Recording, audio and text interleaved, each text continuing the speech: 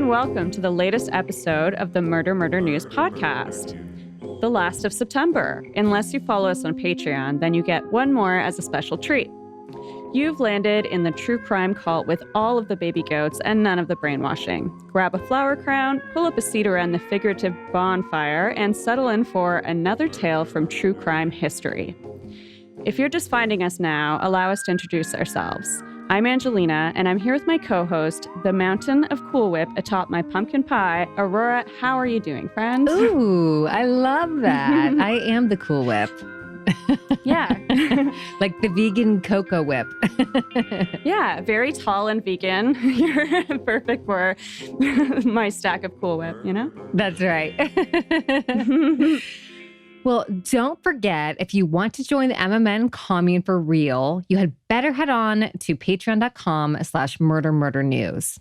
There you can pledge any amount you like. Just throw us a pocket change to show your support for what we're doing. And we'll show you how much we appreciate you by sending you a bit of murder merch, giving you a shout out on the show. And of course, you'll have exclusive access to our regular Patreon-only video episodes. We've got some great content in there that you don't want to miss. We're tackling some of our favorite subjects on Patreon. This month, for example, we'll be digging into some stories and statistics surrounding people who fake their own deaths, which I'm very excited to discuss. Me too. For today, let's kick things off with a look at the true crime stories that made headlines this past week. The case of missing van life blogger Gabby Petito took the internet by storm last week. As the Washington Post put it, a throng of internet sleuths were on the case, and it seemed to help as we watched the case unfold in bits and pieces posted to true crime groups. The gist of the story is Gabby and her boyfriend Brian Laundrie were road tripping across America when Brian suddenly returned to his home base in Florida with Gabby's van and no sign of Gabby. Police released body cam footage of the couple being pulled over in Utah in the midst of an argument that had Gabby in tears. Folks on the internet dissected the footage, but as the details started to come together, Brian also disappeared. Gabby's parents asserted that he wasn't missing, he was hiding. Gabby was missing. A video surfaced from another couple's trip to Grand Teton National Park in Wyoming, which showed Gabby's van parked on the side of the road and a shadowy figure that looked like someone digging in the background. Soon after the video was posted, the Denver FBI confirmed to have found a body matching Gabby's description and offered condolences to her parents in a press conference. This certainly isn't over, and with Brian still missing at the time we're recording, we are eagerly awaiting new developments. We do want to recommend a great podcast if you've been following Gabby's case. CJ, our friend at Beyond the Rainbow, did a little mini segment on Gabby in her last episode. And she also touched on another double homicide that's probably not related at this point. It doesn't seem like it, but it's really suspicious because it happened in Utah where Gabby was with her fiance. And it was a lesbian couple that was murdered at a campground nearby where it was believed that Gabby had been staying. And there's a couple coincidences that CJ touches on, but one of them is that a fight that the couple had, maybe the one that the police arrived for. Do you know, Angelina? It was the one that the police were called for, yeah. So that fight happened in front of the store where one of the women worked. Yeah. So that's like such an eerie coincidence if it's not related. It's really eerie. And, you know, it's possible that it's just a coincidence for sure. But it's certainly, you know, kind of strange that they would have crossed paths potentially in that way, like, you know, if at all. Yeah, absolutely. So definitely go listen to that episode of Beyond the Rainbow, because also the story that CJ covers this past week is just really wild and really interesting. And if you don't know, CJ covers LGBTQIA crime specifically. So go check that out. It's a great show. You definitely don't want to miss it. Yeah. We are also floored by all of the people that came together to help in Gabby's case. It's just one more amazing display of how web sleuths and armchair detectives can keep things moving along the road to justice. We just want to urge you all not to stop there. We don't want to diminish the importance of Gabby's case or the crisis of gender-based and domestic violence, But we do want to point out that every single week we post on TikTok about another missing person case, and we regularly focus on unsolved and cold cases.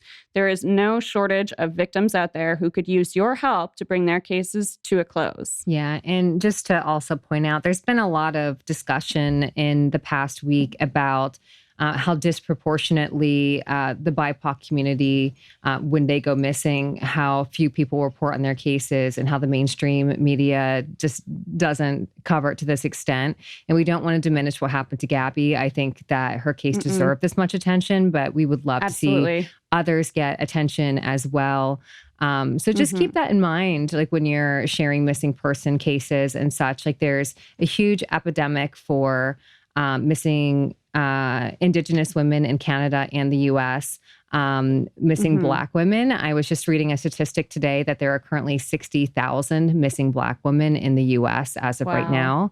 And I'm not sure if that's like how cumulatively over the years that is. I didn't do too much digging. So I'll try to actually post more about that on our Instagram because I've been kind of mulling it all over anyways.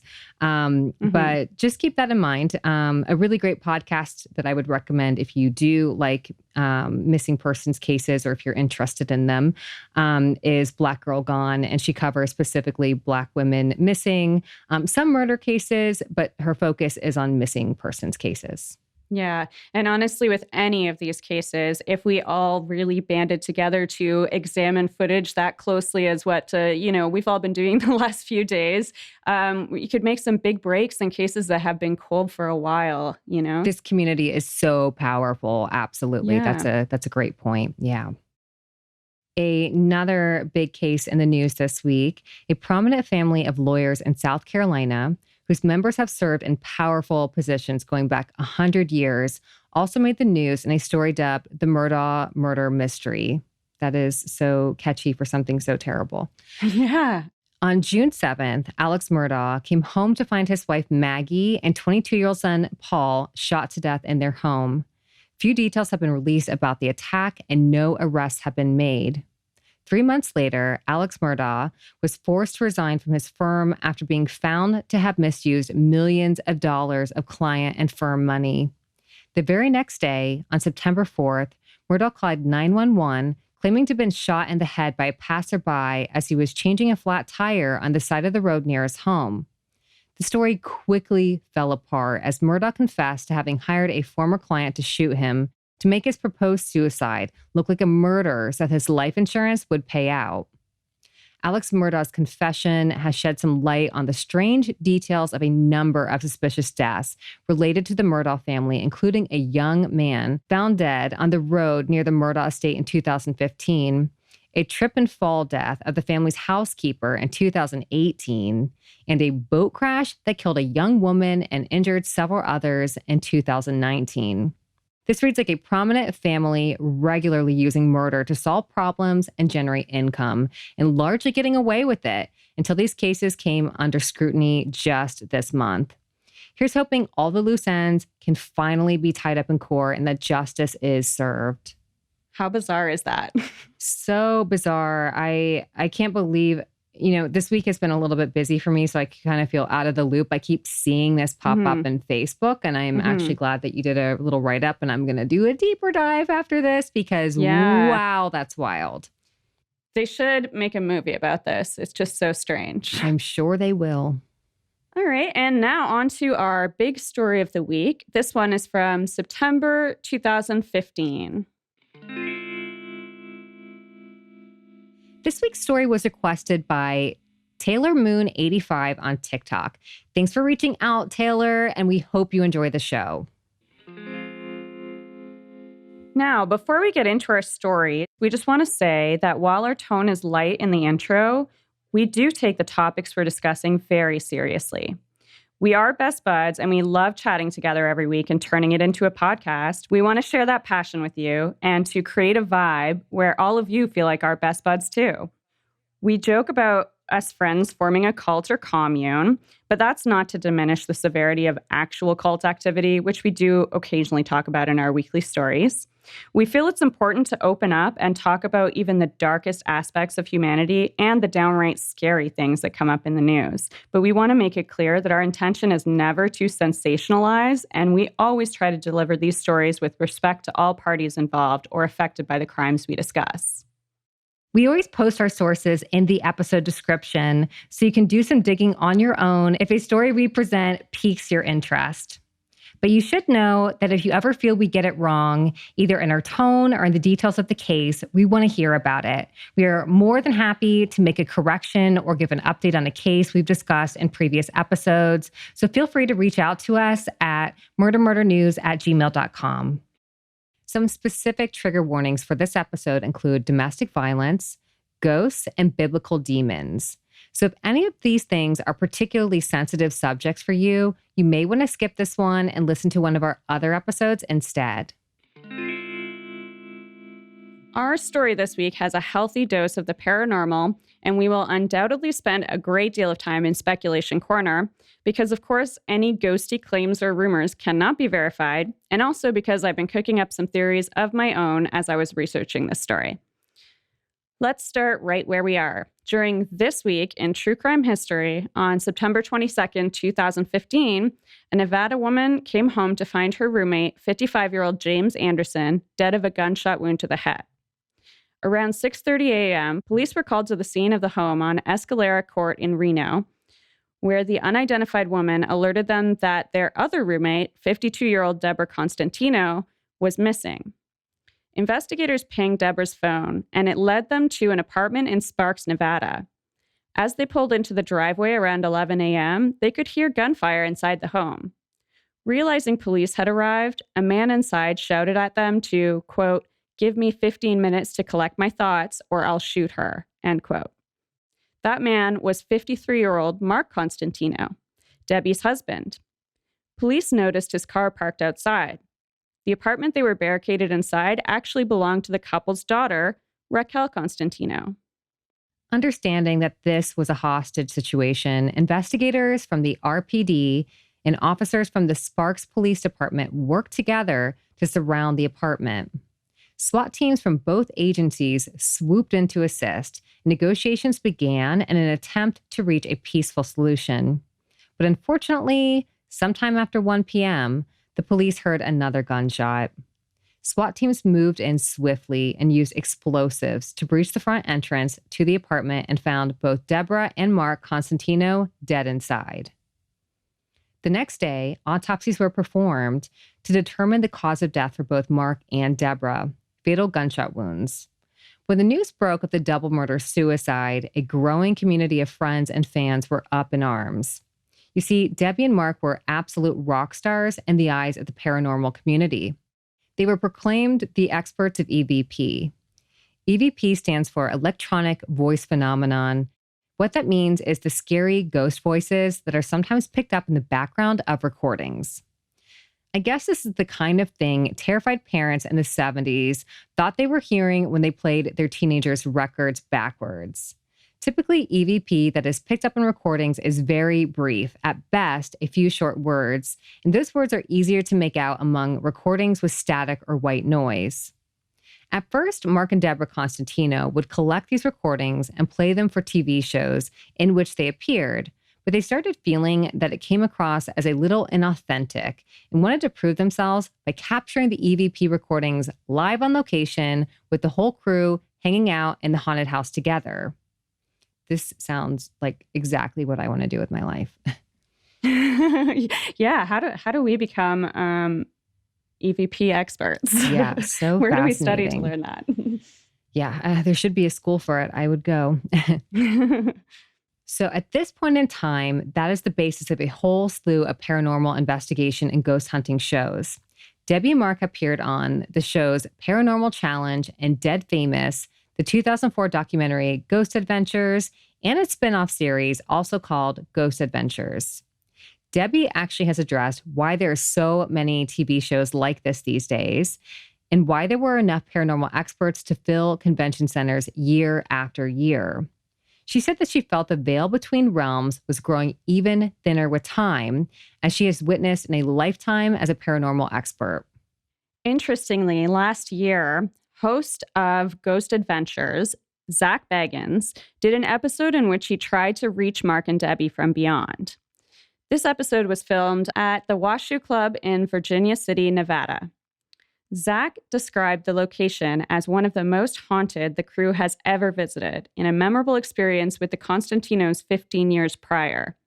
They supposedly made contact using what is called a ghost box or spirit box and an EVP recorder. Zach kept the focus on Debby and didn't even feel comfy saying Mark's name, instead referring to him as the other person. Some fans feel it was disrespectful to the Constantinos to do an episode about them after their deaths, but honestly, if that's so disrespectful, then why are they doing any of it? And why are these complaining fans watching any of it?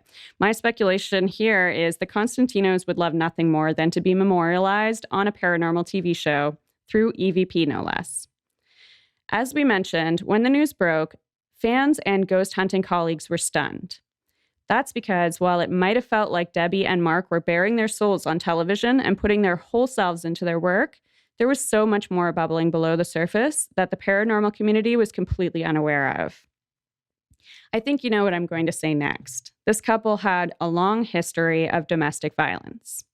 By the looks of things, the violence came from both sides. This has caused fans and even friends and relatives of the couple to point fingers in one direction or another. My personal feelings on this type of thing are that when there's an imbalance of power and status in a couple, the blame lays on the shoulders of the one who can do the most damage, knows it, and does it anyway. In heterosexual couples, I feel that 99.9% of the time, it's the man holding most of the power. What I mean by that is they typically make more money, they're also usually physically bigger, and hello, we live in a patriarchal society, and dudes just hold all the cards. That's why I will not hear explanations like, I strangled her because she slapped me. That's not equality, by the way.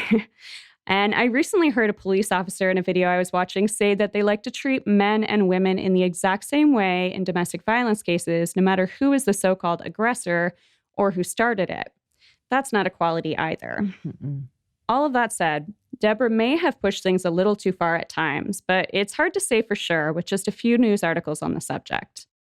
Mark definitely did call the cops on Deborah in 2012 while the two were in the middle of a fight, saying that he was afraid she might stab him. He filed a temporary protection order against her for that, but rescinded it the next day. Another TPO was filed against Deborah in 2015 when Mark said that she swung a knife at him and cut his arm. After that one, Debby Constantino moved out of the house that the couple shared to stay with a friend. That's when things got really out of hand. Mark lured Deborah to the house on August 7th, 2015, telling her that the dog got out. Debby, of course, rushed over to find her dog, bringing her friend along for the ride. In the driveway of the house her parents once shared, Raquel Constantino ripped open the car door and just started beating Deborah's friend. Mark ran out to the other car door and pulled Deborah out through the window. As she described it, Mark picked me up under his arm and carried me into the house like a rag doll. In the house, Deborah was beaten repeatedly by Mark and Raquel and strangled to the point of unconsciousness. Luckily, a neighbor heard a commotion and called the cops, who Deborah said arrived just in time. She really felt that she would have died then and there if the cops had arrived any later. Deborah got protection orders against both Mark and her daughter Raquel. On September 10th, she asked for a divorce, temporary spousal support, and attorney fees. In that paperwork, she wrote that Mark controlled everything and was bleeding their accounts dry. By the grace of God, she said, I'm living with friends. She felt safer away from her family in the apartment at Escalating Court with her two friends. She also wrote that she wanted to keep the business they had shared because she created it. Debby said Mark had only come along for the ride, but now lost all credibility in the paranormal field. There are a lot of interviews out there, and one thing that keeps coming up in those interviews is Deborah's lifelong gift for conversing with the dead. She has said that she just knew from the time she was born that she could see and hear things not of this realm, things that others couldn't. Debbie was born in a very haunted house with a graveyard out back. And in each new home her family moved to, the ghosts seemed to follow her. She soon realized it wasn't that every house she lived in was so haunted. It was that she was so sensitive that she picked up on any energy that might be in or around the house. I've always wondered about how that worked. Like, that kind of makes sense to me. Yeah. She described herself as a sort of power source for ghosts. Like, ghosts could use her power and she was a battery, and that she would give the ghost the power and the energy to communicate. As I would imagine it to be, Debbie did say this process was exhausting. Even in recorded video interviews with the Constantinos, Mark would say that he didn't really believe in this stuff before. He said he had had a couple of curious experiences, but it was only really when he met Debbie that he would actually listen and take these experiences seriously. And of course, he had never pursued a career in the paranormal.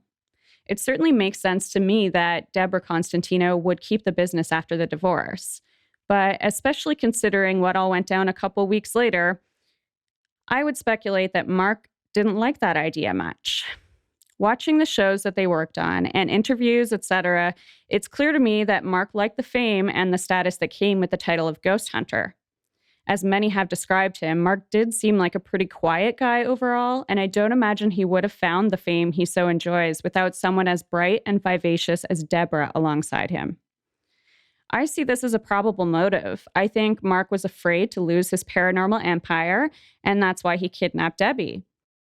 I have no idea what is up with Raquel, but I can tell you that even after her parents' deaths, she seemed to idealize her father and demonize her mother. She tweeted that her dad is up there watching over her, and her mom was, quote, burning in hell where she belongs. Whoa. Yeah.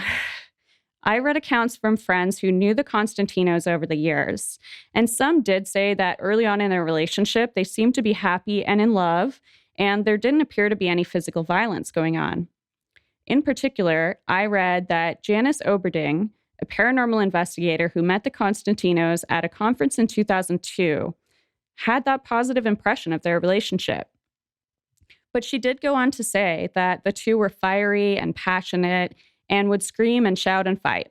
So again, I'll speculate that if those are the kinds of things that Oberding saw, there was probably worse going on behind closed doors, even way back then in 2002. Janice had drifted apart from the Constantinos over time and didn't know them when these horrific events were taking place. She did, however, release a book shortly after their death called Demon Song, Mark and Debbie Constantino as I Knew Them. I would assume the book's contents reflect positively, or at the very least respectfully, on Mark, as his family has said they appreciate that the book was written. Rebecca Evans, Debbie's former spiritual advisor and life coach, said that she was really scared for Debbie, and she seemed to be fighting for her life. In Rebecca's eyes, the violence and domestic issues escalated over time as sort of a slow build, culminating in a total nightmare.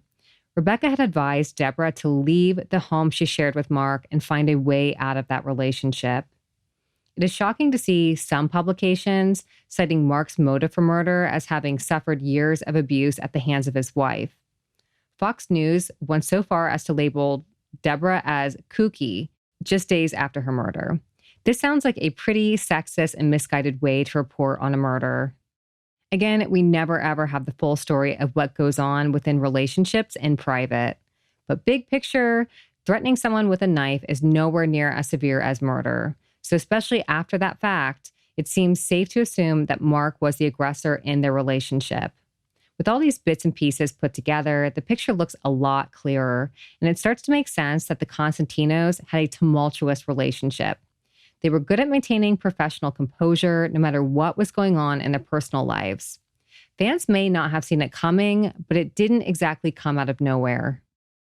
Fans doing their own speculation have suggested that maybe this was the Constantinos' last paranormal encounter.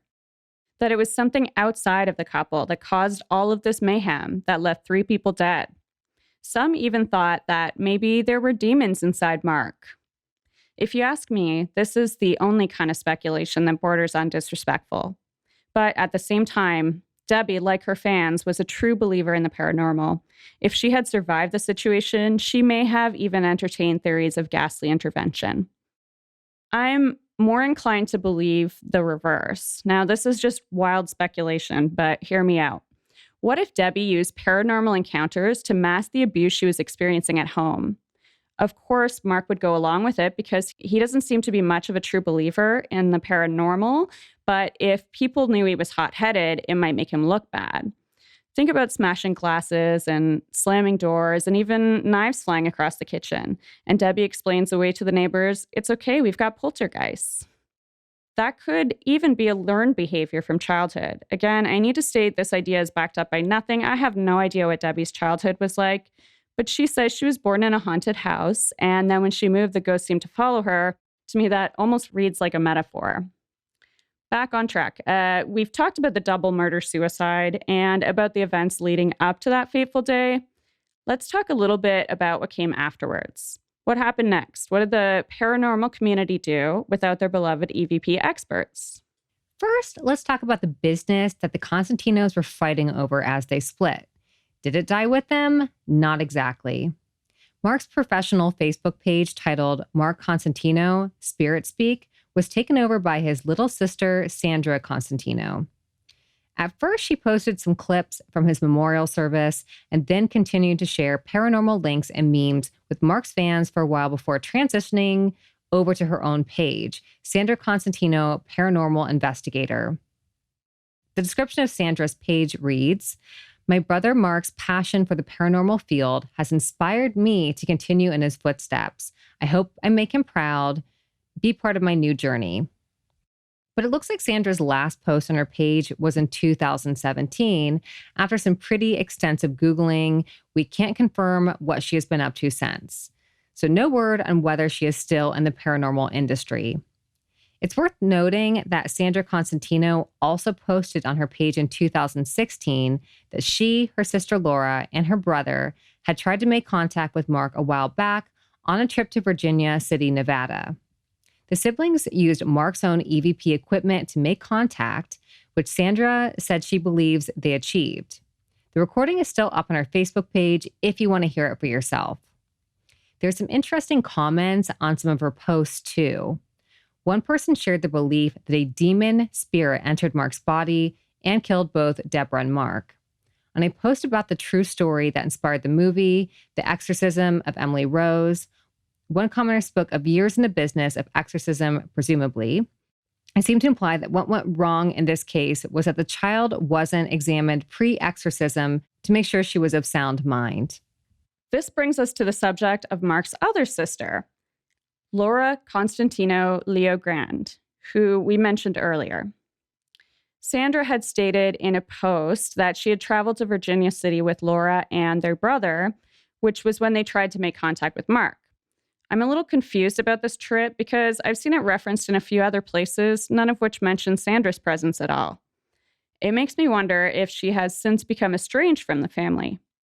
Laura Constantino remembers the trip as having been her brother Gary, her daughter Samantha, and herself. Allegedly, Laura's priest had advised the trio not to go on the trip, insisting that something bad was going to happen. Samantha looked up to her Uncle Mark. She watched all the Ghost Adventures episodes and was pretty interested in the paranormal.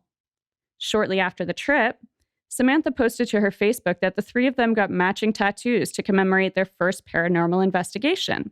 But after the trip, things went sour. Laura, in particular, recalls having had a series of escalating events of paranormal activity in the home where she and her daughter lived. She claims they were tormented in their home and that demonic spirits even tried to kill Samantha on a few occasions, causing a house fire and a car accident. It sounds like Laura was experiencing sleep paralysis, and she has described shadow figures that sound just like the imagery people tend to report after episodes of sleep paralysis. Then in August 2017, Samantha died suddenly.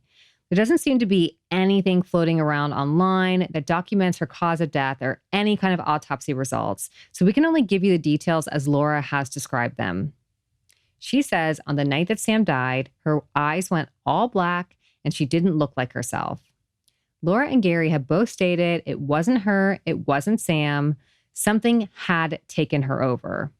And then suddenly, Samantha died in her mother's arms, and her death was a real turning point for both Laura and Gary. Laura sold her house, but felt she couldn't escape the dark forces that were messing with her. Most of the information about these events in Mark's family came from a radio show or possibly podcast. They refer to it as a radio show, but it's also on YouTube. The show was hosted by Laura Maxwell and Dana Emanuel, both of whom are reformed ghost hunters.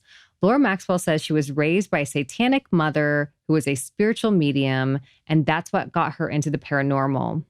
Since meeting Dana, neither wants anything to do with the paranormal, and they consider themselves supernatural whistleblowers.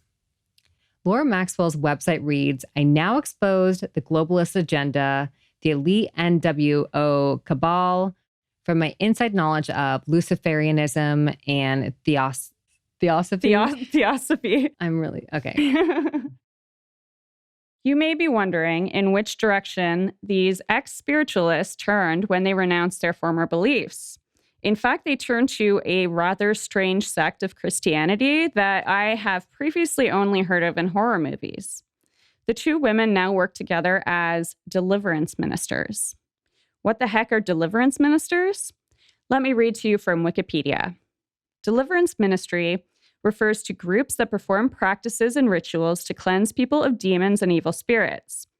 This is done in order to address problems manifesting in their life as a result of demonic presences, which have authority to oppress the person.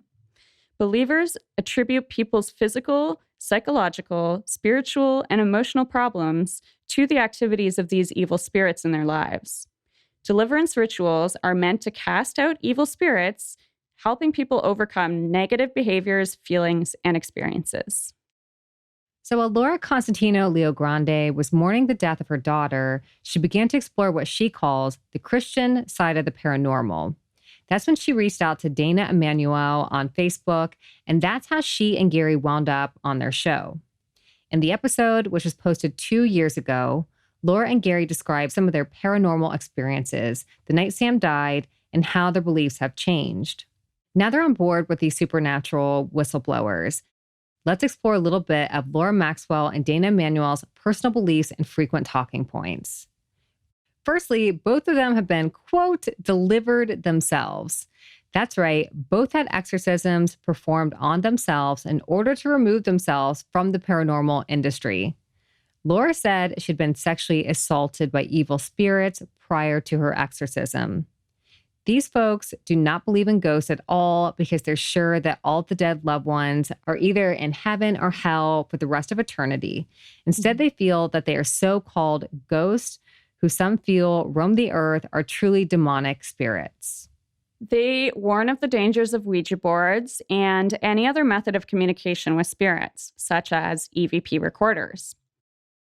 They're not into Halloween, which is the time of year that they say hosts the most occult crimes. They also warn that many accidentally dabble in the occult around Halloween, thinking that they're just playing. They renounce things like Mexican witchcraft and sage burning, which comes off as more than a little racist, if you ask us. Super racist, yes. Yeah. And just to really underline how credible these folks come across, I want to tell you about a video featuring Laura Maxwell that Laura Constantino Leogrande has shared on her Facebook and urged her friends to share. The video also features Joseph Jordan, who is an ex-NASA employee. Side note, I don't know how anyone lists X anything along their credentials. Like, did you get fired? What kind of authority does that make you? Apparently, Jordan had studied alien abductions for over 27 years, but now he doesn't believe in aliens anymore. The video insists that, quote, alien races are biblical demons. So back to the show Laura and Gary Constantino appeared on. Laura Maxwell explained to Laura Constantino that sleep paralysis is not a thing. Hallucinations are often not a thing. Schizophrenia, not a thing. All the above is just demons. After the episode, Laura Maxwell and Dana Emanuel facilitated Laura Constantino's own deliverance. After her exorcism, Laura Constantino said she could feel a noticeable change for the better. Anyway, I think you get the point. We could carry on about deliverance ministries forever, but I think we'd better reel it back in to Mark and Deborah Constantino. It's all terribly sad because Debbie didn't seem to have anyone to vouch for her. Mark's whole family seemed to hate her and have referred to her as the devil. While demonizing Debbie, Laura Constantino threw in the fact that Debbie was an only child with an abusive father, which is certainly not her fault, but it does explain why she might have grown up to be attracted to potentially abusive partners. Although I do understand why they don't want to believe it could be true. It just seems so unfair that Mark's big Christian family will tell anyone who will listen that Debbie was the devil and Mark wasn't like that, and he must have been inhabited by a demon. And Debbie has no family around to speak up for her. Luckily, the paranormal community does seem to largely side with Debbie. Maybe that's why Sandra Constantino's paranormal career fizzled. And there is a fan-created Facebook group in support of Debbie, though that group has also been pretty inactive since about 2016. So there you have it. Plenty of paranormal possibilities, a bit of mystery, of course, because the motive died with Mark, and that whole Christian deliverance can of worms. This has been the story of the Constantinos Ghost Hunters double murder suicide. Thanks again to Taylor. This was extraordinarily interesting to research and present for you. It was really a weird story. I didn't know where to take it at first because I'm like, what the heck is any of this? I just can't believe I've never heard about it, even from a paranormal standpoint, because I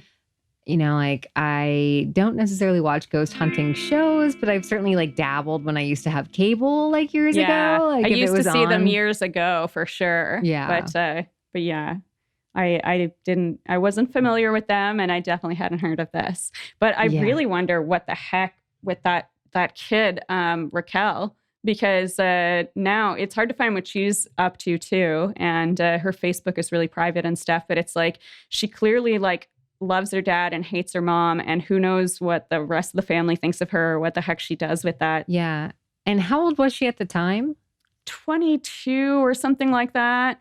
And so this kind of during an angsty period too. Sure, but it's super fucked up to kidnap your mom and tie her up and beat her unconscious. Yeah, that's really fucking strange. It sounds terrible. If the family really was that volatile, if there's knives flying and stuff, I could see where that might feel a little more normal to you than to somebody who's not going through that. But certainly very messed up. And we definitely do not ever advocate kidnapping a parent and harming them. No, absolutely not. Terrible. Yes. So I know we've both been watching this new show because you recommended it to me, Aurora, Chapelwaite. It's based on a short story by Stephen King called Jerusalem's Lot. I haven't read the story, and though I've been dying to since I started the series, I will hold off because I don't want to spoil the story for myself. Stephen King adaptations are a dime a dozen these days, it seems, and certainly not all of them are worth watching. But this one has the exact vibe that I look for in an early fall entertainment. It's an old-timey Victorian story based in the 1800s, centers on ghosts or possibly demons, maybe a curse. It features a tiny town full of scary rednecks, which is truly one of my favorite themes. Yeah, it kind of was giving me, especially in the first 2 episodes, Sleepy Hollow vibes, the Tim Burton movie. Mm-hmm. And you're not quite sure what's going on with it, if there really is a paranormal force or if it's somebody setting it up. Is this a real person making these things happen? Is there going to be a scientific real background behind what's going on? But man, it's real spooky and the tone is great. You're right. It's definitely a great pre-Halloween show to get into. Mm-hmm. And I love it. It's the first show I've seen in a long time that I'm I need all the episodes right this second. Yeah. Right this second. I cannot stop. I can't do anything else until I have resolution. And unfortunately, it looks like they come out once a week, right? Yeah. God, all of these shows are coming out once a week. Yeah. It's really getting to me. Yeah. We're really impatient for all the shows now. The I heck? hate it. Just give us Netflix. I've been watching lots of stuff, though, I guess, that's worth commenting on. I know we also have both been watching, watched Lula Rich, about the LuLaRoe MLM company and all of its horrors behind the scenes. Yeah, that was really, really upsetting. Like I always have, like I am not a supporter of MLMs, and I'm from the Midwest. So I certainly went through a phase where everybody was trying to get me to sell like Mary Kay and, like just everything. I like went through that Arbonne too in and this Canada, and, for sure. Yeah. Right. And I did sell Mary Kay for about a week when I was like 20. And then I was like, nobody wants to buy this. Why am I doing this? Yeah, I almost did probably the same age, but it was like my cousin brought me to a big meeting of like all of the Mary Kay people in the area or whatever, and it was like terrifyingly cult-like and pink, and I was like, okay, I loved that part. Well, you're like, pink cult, sign me up. Pink cult, okay. I am Mary Kay. Yes, I'm going to drive y'all in that Cadillac. That's for sure. Yeah. Oh, man, I wanted that pink Cadillac real bad. Oh, my God. So Still weird. do. So did you notice that Brooklyn Nine-Nine has a new season? I think it's the last season. I think they previously recorded it or something, but it's on Netflix now. I don't know if you saw a season 8, but there is one. I've maybe seen like 1 or 2 episodes ever. Well, it's you not totally should. Quite for me. Like I've had a hard time getting into it. I think it's like one of those shows that like when I see it on Netflix, I'm always like making a note in the back of my head to come back to it if I am bored and looking for something. But I don't know. Like I always think there's like moments of it that are funny. Well, yeah, but I think it's the same kind of thing as like 30 Rock or something, where it's like sometimes if you casually step in for an episode, you're like, this is not that funny. But then when you're watching it and you get the subtlety of like, comments or whatever about the different characters, it makes a lot more sense. There's more humor to it, But yeah, it's hard to stick with one when you're not sure anyways. Right. So I personally am a big St. Vincent fan. And I saw that St. Vincent and Carrie Brownstein, who I'm also a pretty big fan of, made a movie together, which came out yesterday. I'm going to have to watch this. I'm going to have to do some digging to find out how I can. I'm pretty sure that on the website for the movie, you can buy online tickets or something like this. But it's basically supposed to be part sort of mockumentary, like rock documentary, part horror movie, ghosty story, like weird haunted hotel shit. And I'm like, this sounds spectacular. And there's also a soundtrack album to go along with it. So like there has to be. about this. Yeah. Like, are they starring in it too? Yes. Yeah. Well, I am It's in. great. Count me in. Yeah. I love both of them too. That's awesome. So good. And also, if any of you are looking for things to watch and you just want to get a little more background info about the Constantinos, or if you want to see for yourself what the couple's dynamic was like, you can always tune in to older episodes of Ghost Adventures, which I was certainly doing the past few days. So we are brewing up some spooky fun for you monsters this Halloween season. We're currently working on a plan for a fun Halloween party for all of you. Normally we have book club the last Sunday of every month, but this last Sunday of October is actually the 31st. Yay. And with so much Halloween fun going on, I don't think we'll have time to squeeze in a book club meeting. So we figured, why not just use this time slot for a little Murder News get together? So we're sticking to Zoom, of course. We want to keep it safe. We want us to all be able to get together no matter where in the world you are. So we're in the brainstorming phase, and we're thinking about some scary storytelling, maybe a bit of trivia, Halloween costumes. If you have any bright ideas, please reach out to us. And we want to throw you the kind of Halloween party you want. So let us know what you're thinking.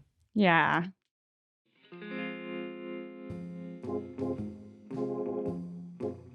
And I guess that's enough murder for one week. If you just can't get enough, you can get your daily dose on MurderMurder.news, where we post the latest breaking true crime news articles every day of the week. You can also find us on Instagram at MurderMurder.news, where we recently featured the very creepy story of an unsolved case from Halloween in 1981. You can find us on Twitter at MurderNews. We tweeted this week about a lawyer dressed up as Michael Myers who was arrested on a Galveston beach. And upon his release, the Beach Patrol played the Halloween theme song. Spot on. Very festive. Yes. And on TikTok, which you can find us at MurderMurder.news, this past week featured a video about the cold case of New Jersey's Jeanette De Palma from September of 1972. Really interesting unsolved case, so go check that out. And we also reached out to ask for your help in locating missing person Alexis Scott, who has been missing from Peoria, Illinois since September 2017. This one feels incredibly solvable to me. She was trafficked. She was known to be sex trafficked 3 weeks before she came up missing. So go check out those details, because you just never know what you could have seen or somebody you know could have seen, and maybe just apply some pressure on the people who were at the party the night she went missing, because I believe she's still out there. I believe she's alive, and I believe she can be found. On Facebook, you can follow our page for Murder Murder News, and you can also join our group to stay in the loop about our latest book club selection and any upcoming virtual events. You'll definitely want to join the group so you don't miss this year's Halloween party. And our book club selection for this month is The New Jim Crow by Michelle Alexander. It's a long and heavy one, so we have extended the reading period and we'll meet a little later on in October. Stay tuned for more details in that Facebook group. Thank you all so much for joining us. We wish you a delightfully spooky week, and we'll see you right back here next Friday. Bye, friends. Bye, friends.